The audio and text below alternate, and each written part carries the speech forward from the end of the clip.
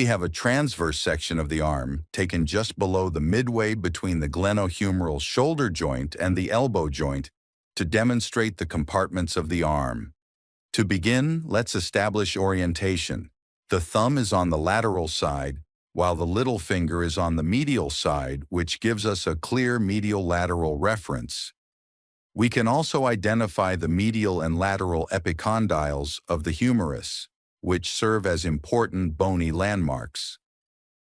Looking at the humeral shaft, the posterior surface is relatively flat, whereas the anterior surface is more convex with tapering margins, giving it a triangular cross-sectional appearance. Using the bone as a reference helps in orienting the cross-section and identifying the surrounding structures. This section is taken just below the midpoint of the arm, below the attachment of the deltoid at the deltoid tuberosity. The coracobrachialis lies medially at the level of the deltoid tuberosity, but both deltoid and coracobrachialis are absent here, confirming that this slice is below the midpoint. Using the intermuscular septa, we can clearly delineate the anterior and posterior compartments. The medial intermuscular septum and lateral intermuscular septum separate the compartments. The anterior compartment lies in front of the humerus, and the posterior compartment lies behind it.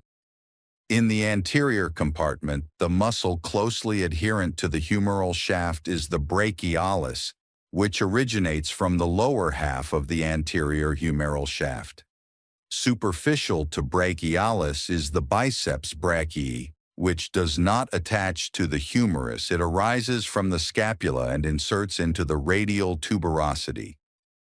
In the posterior compartment, the bulk of the muscle is formed by the triceps brachii with all three heads, long, lateral, and medial, visible.